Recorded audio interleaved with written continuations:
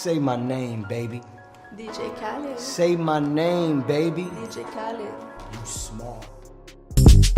Another one. Another one.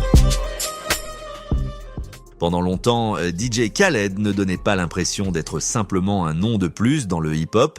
Il ressemblait plutôt à un signal. Lorsque son nom apparaissait en haut d'une tracklist, les gens ne posaient pas de questions, ils imaginaient déjà le résultat. De grands artistes seraient présents, de grands refrains, une grande visibilité, le genre de morceau qui n'avait pas besoin d'être expliqué avant d'être lancé. On n'écoutait pas d'abord, on faisait confiance d'abord. Et cette confiance ne venait pas d'un seul hit ni d'une seule époque, elle venait de la répétition d'un schéma qui paraissait trop constant pour être un hasard. Avec le temps, DJ Khaled n'était plus considéré comme un producteur que l'on évalue, mais comme une garantie que l'on accepte. Mais les garanties ne naissent pas de nulle part, elles viennent de la croyance. Et la croyance, surtout dans la musique, est fragile. Elle ne survit que tant que les gens ont l'impression qu'elle joue en leur faveur. Ce qui rendait DJ Khaled différent, ce n'était pas seulement le fait qu'il soit toujours présent. Beaucoup de gens sont présents. C'était que, d'une certaine manière, il semblait toujours arriver juste avant que le moment devienne important, avant qu'un son atteigne son apogée, avant qu'un artiste n'explose vraiment, avant que l'industrie ne rattrape ce qui était sur le point de se produire. Vu de l'extérieur, cela ressemblait à de l'instinct, à de la vision, comme si c'était simplement quelqu'un qui comprenait, mais l'instinct n'était pas la vraie histoire. Bien avant les slogans, avant les visuels luxueux, avant que Another One ne devienne un mème dont les gens se moquaient au lieu de le répéter, DJ Khaled était pris très au sérieux par l'industrie, pas parce qu'il était mystérieux, pas parce qu'il était rare, mais parce qu'il se trouvait exactement là où l'influence circulait réellement. Alors que la plupart des artistes essayaient de se faire entendre, Khaled apprenait qui décidait de ceux qui étaient entendus. Cette différence est essentielle. Il n'a pas grandi enfermé dans une pièce à poursuivre la perfection. Il ne passait pas ses nuits à écrire des couplets ou à perfectionner un son dans l'isolement. Il était présent dans les stations de radio, dans les magasins de disques, dans les couloirs des coulisses, dans les pièces où les conversations se faisaient à voix basse et où les décisions se prenaient presque naturellement. À la fin des années 1990 et au début des années 2000, DJ Khaled est devenu une voix familière sur la radio de Miami et à cette époque, la radio n'était pas simplement une plateforme, c'était un filtre, une porte, un levier. Passer à la radio signifiait quelque chose, être ignoré signifiait disparaître. Les artistes attendaient, les labels négociaient, des carrières ralentissaient ou accéléraient selon les personnes prêtes à décrocher leur téléphone. Et Khaled était toujours dans le bâtiment, pas flamboyant, pas dominant, utile. Il comprenait l'énergie avant même que la plupart des gens ne comprennent le branding. Il savait comment être présent sans menacer personne, comment encourager sans faire de l'ombre, comment se rendre indispensable sans jamais être la star de la pièce. Pendant que les rappeurs se battaient pour quelques minutes d'antenne, Khaled construisait des relations qui ne dépendaient pas d'un seul morceau réussi. Il avançait avec des équipes, il gérait la logistique, il absorbait le rythme de l'industrie au lieu de lutter contre lui. C'est ainsi qu'il a survécu là où d'autres ont disparu. Et cette survie s'est lentement transformée en levier. Au milieu des années 2000, le hip-hop changeait. La collaboration n'était plus une simple apparition occasionnelle, elle devenait le moteur. Les artistes avaient besoin d'accès les uns aux autres. Les labels avaient besoin de moments plus grands que de simples singles. Les égos devaient être gérés. Les agendas devaient s'aligner. Soudain, il y avait de la place pour quelqu'un qui n'essayait pas de rapper mieux que les autres, mais qui pouvait passer les bons appels au bon moment. Khaled s'est installé dans cet espace naturellement. Pas au-dessus de la musique sur le plan créatif, mais au-dessus d'elle sur le plan structurel.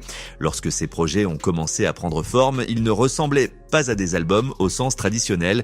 Ils ressemblaient à des rassemblements, à des appels de présence, à des preuves d'alignement.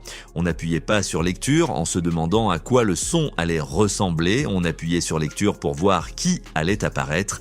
Et ceux qui apparaissaient comptaient. C'est à ce moment-là que la perception s'est figée. DJ Khaled ne vendait pas des punchlines, il ne vendait pas des beats, il vendait un élan. Et l'élan est addictif. Les morceaux n'avaient pas besoin d'être profonds pour être efficaces. efficace. Ils avaient besoin de présence, de voix familière, d'un timing stratégique, du sentiment que si vous faisiez partie de ce moment, vous étiez au bon endroit, au bon moment. Pendant un certain temps, cela a fonctionné parfaitement. Les artistes voulaient en être, les labels s'y engageaient. Le public ne remettait pas la formule en question parce que les résultats continuaient de s'accumuler. Les victoires étaient visibles, célébrées, bruyantes. Et tant que les victoires continuaient d'arriver, personne ne s'arrêtait pour se demander à quel point cette formule était réellement dépendante. Personne ne se demandait ce qui se passerait si l'élan changeait, ni quel rôle Khaled jouerait réellement une fois que la pièce aurait changé. Parce que lorsqu'une chose paraît être une valeur sûre, les gens n'inspectent pas la structure qui se cache en dessous. Ils profitent simplement du voyage. Et pendant longtemps, DJ Khaled s'est assuré que ce voyage paraisse impossible à arrêter. À mesure que le nom de Khaled devenait plus grand, le rôle qu'il jouait devenait aussi plus difficile à définir, surtout pour ceux qui jugeaient le succès uniquement à ce qu'il pouvait entendre. Car Khaled ne construisait pas son pouvoir à travers le son, il le construisait à travers l'alignement. Au moment où ses albums ont commencé à avoir un véritable poids, l'industrie comprenait déjà quelque chose que la plupart des fans ignoraient. Khaled n'était pas la raison pour laquelle les morceaux sonnaient bien. Il était la raison pour laquelle certaines personnes se retrouvaient dans la même pièce au même moment. Et cette distinction était importante. Il n'écrivait pas de couplets, il ne créait pas des beats à partir de rien, il ne cherchait pas un son signature. Ce qu'il faisait, c'était observer l'élan de très près. Il faisait attention à ceux qui montaient, à ceux dont la popularité ralentissait et à ceux qui avaient besoin d'un moment pour rester pertinents. Puis il se positionnait exactement au centre de ce mouvement. Dans une industrie dominée par l'ego, le timing et l'accès, cela le rendait précieux. Les artistes ne venaient pas vers DJ Khaled pour une direction artistique, ils venaient parce qu'être sur son projet signifiait de la visibilité, cela signifiait apparaître aux côtés des bons noms, cela signifiait rappeler à l'industrie et au public que vous faisiez toujours partie de la conversation. Khaled avait compris quelque chose d'essentiel, la collaboration n'était plus seulement musicale, elle était stratégique. Un featuring n'était pas simplement un couplet, c'était un signal, il indiquait au monde qui était connecté, qui était digne de confiance et qui continuait d'avancer. Et Khaled est devenu très doué pour organiser ses signaux de la manière qui lui profitait le plus. C'est pour cela que ces projets ressemblaient moins à des albums et davantage à des événements. On ne les écoutait pas pour savoir ce qu'il avait à dire, on les écoutait pour voir qui était présent. Et avec le temps, cela est devenu l'attente. Ces sorties n'étaient pas jugées sur la cohérence ou l'expérimentation, elles étaient jugées sur la liste des invités, et ces listes d'invités étaient difficiles à ignorer. C'est là que le véritable pouvoir s'est installé, parce qu'une fois que les artistes ont compris qu'apparaître sur un projet de Khaled les maintenait visibles, la dynamique a changé. Être sur son album ne concernait plus seulement la musique, il s'agissait de maintenir sa position, de rester présent, de rester pertinent, et Khaled contrôlait cette porte. Il n'avait pas besoin de mettre la pression sur qui que ce soit, il n'avait pas besoin de menacer, le système faisait le travail pour lui. Si vous étiez en pleine ascension, vous étiez bienvenu. Si votre moment commençait à s'estomper, les appels devenaient plus rares. Pas de manière agressive, simplement naturellement, silencieusement. Et ce silence racontait sa propre histoire. Vu de l'extérieur, tout cela ressemblait à de l'unité, à une famille, à une grande célébration collective. Khaled a largement cultivé cette image. Le langage, le branding, les slogans, tout suggérait la loyauté et le succès partagé.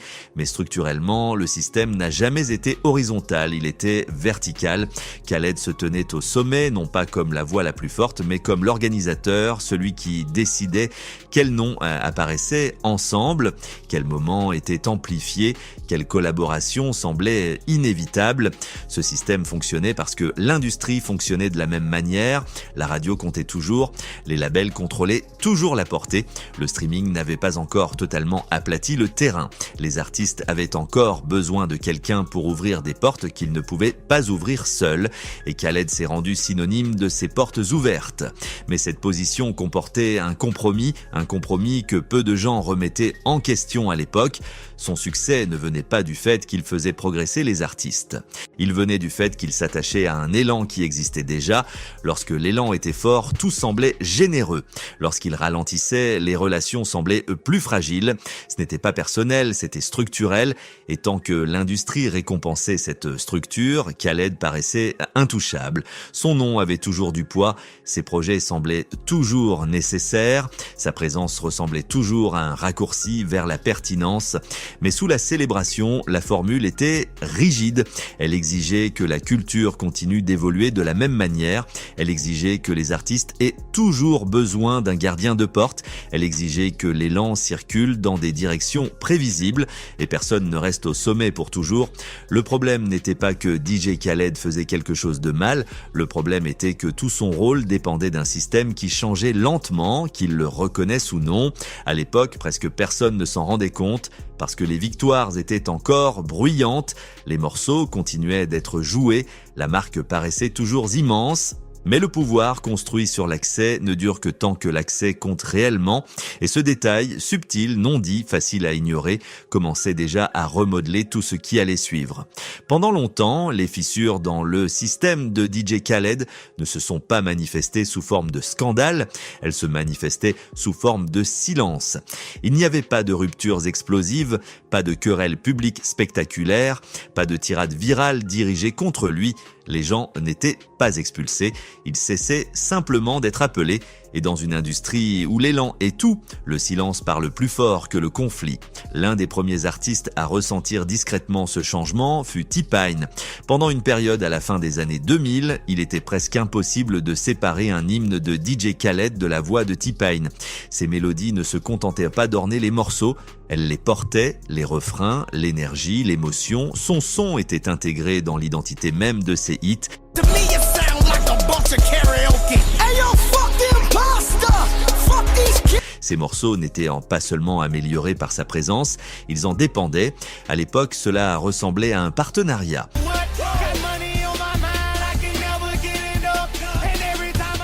À une alchimie, à deux carrières qui montaient ensemble. Vu de l'extérieur, cela paraissait mutuel, collaboratif, naturel, mais à mesure que l'industrie évoluait, le son qui dominait les charts a commencé à changer.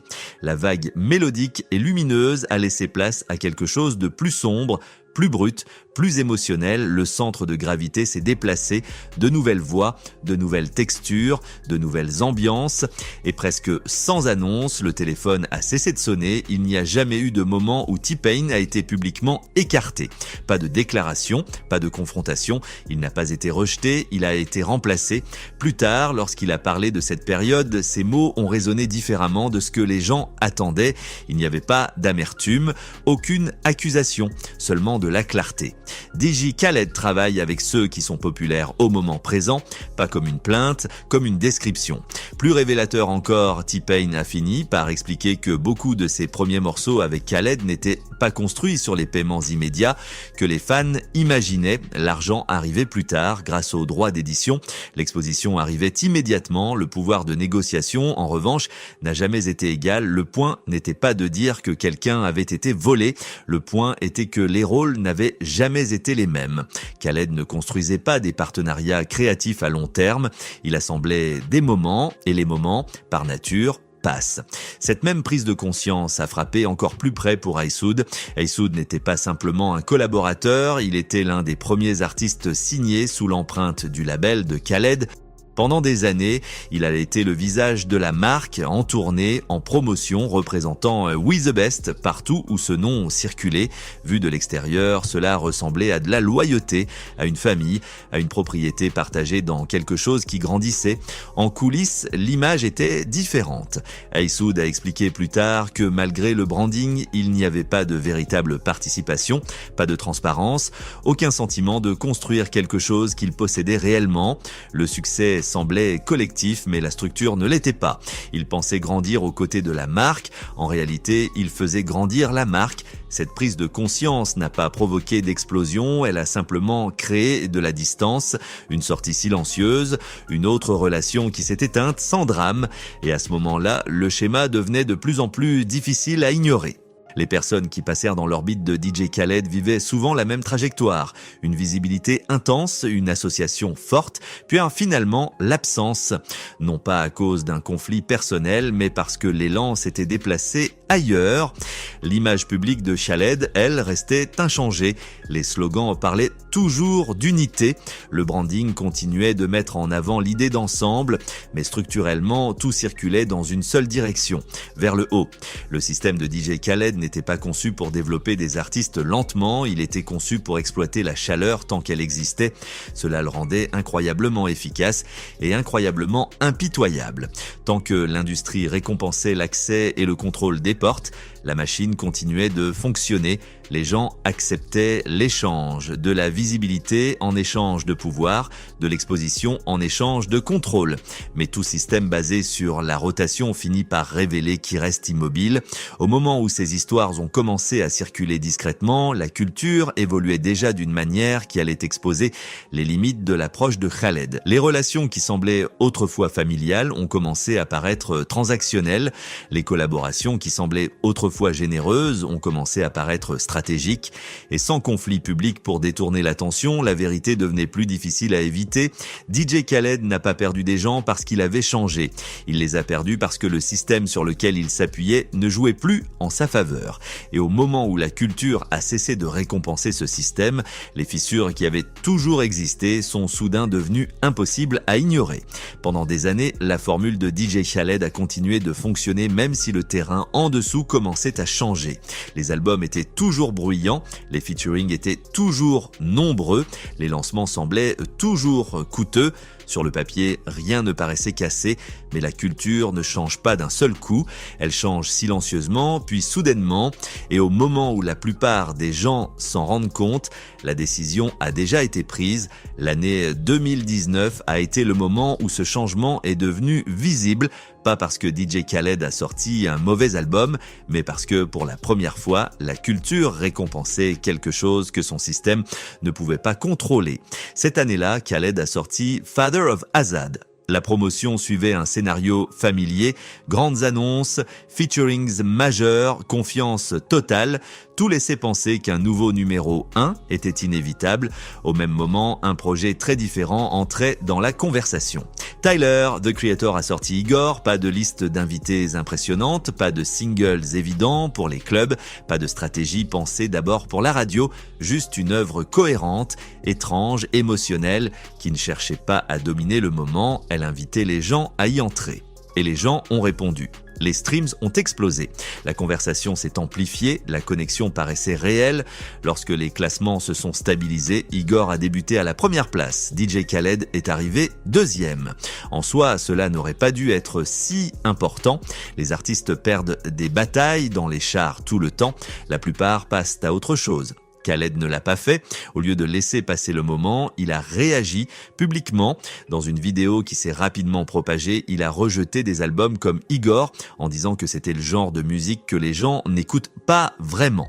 Pas dans les voitures, pas dans les barbershops, pas à la radio. Selon lui, les vrais albums sont ceux qui jouent partout. Cette réaction a tout changé, pas à cause de ce qu'il a dit, mais à cause de ce que les gens ont entendu. Ils n'ont pas entendu de la confiance, ils ont entendu de la défensive, ils n'ont pas entendu de la conviction, ils ont entendu quelqu'un expliquer pourquoi les règles devraient encore jouer en sa faveur. Pour la première fois, DJ Khaled paraissait décalé par rapport à la culture qu'il avait pourtant navigué avec tant d'habileté pendant des années. Le contraste était impossible à ignorer. Tyler n'a pas expliqué son album, la musique parlait d'elle-même. Khaled, lui, ressentait le besoin d'expliquer pourquoi le sien n'avait pas gagné.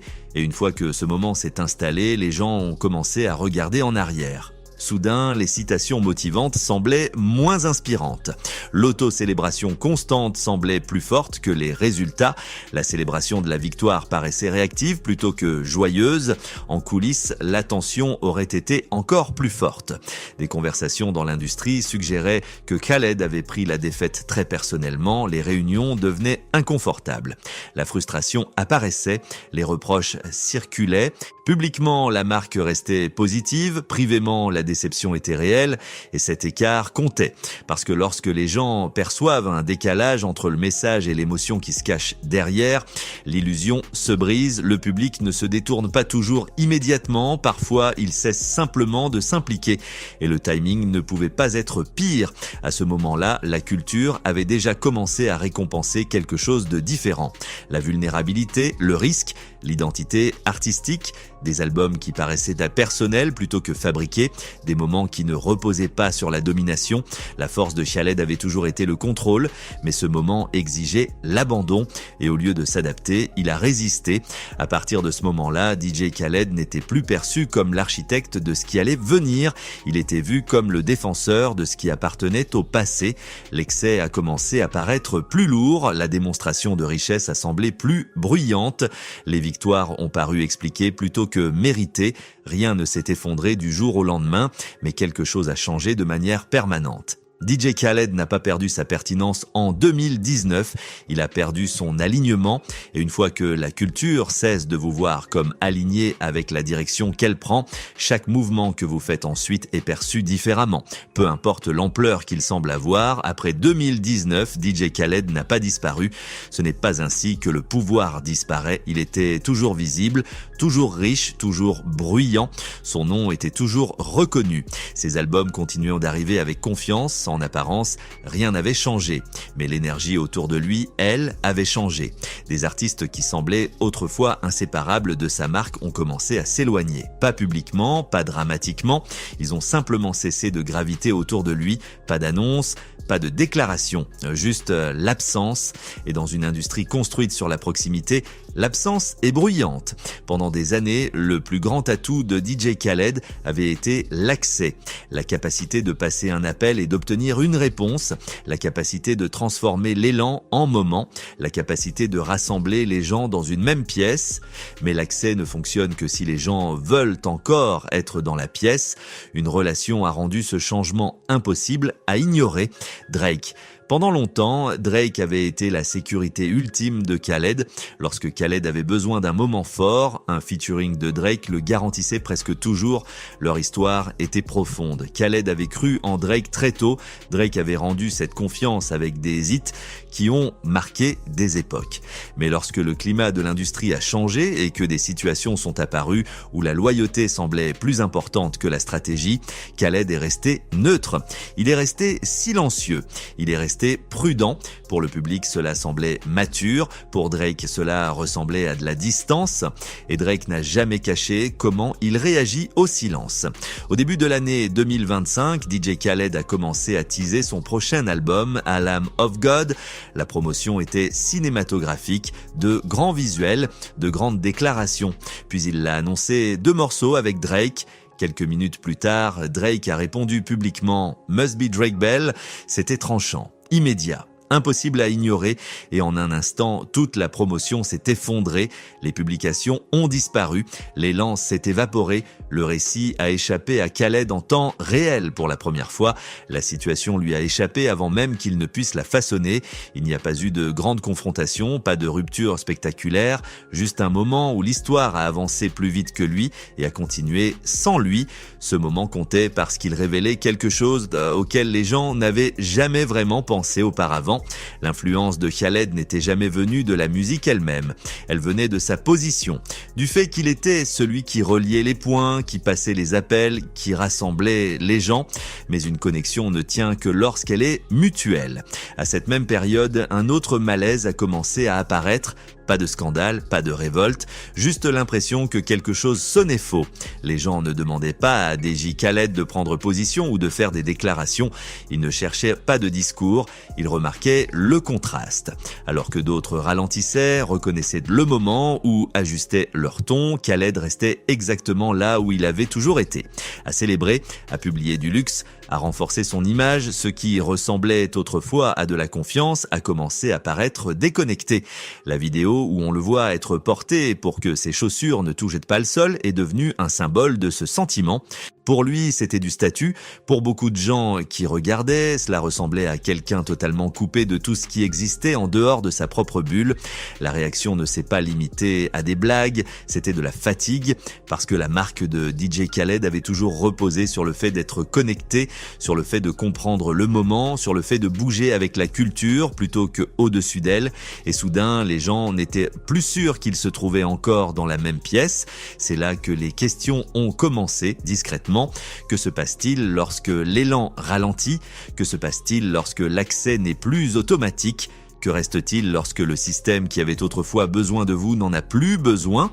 DJ Khaled n'a pas disparu, il ne s'est pas effondré, il n'a pas soudainement échoué. Ce qui a changé est plus simple que cela. Les gens ont cessé de le placer au centre, il est toujours un homme à succès, toujours riche, toujours visible, mais la culture ne s'organise plus autour de lui, et dans une industrie qui repose sur le mouvement, cela compte, pas parce que le succès a disparu, mais parce que la pertinence a changé. DJ Khaled n'a pas chuté parce qu'il a cessé de gagner, il est simplement sorti du centre de l'attention parce que la culture est passée à autre chose sans attendre qu'il la rattrape. Et une fois que cela arrive, aucun slogan ne peut inverser la situation.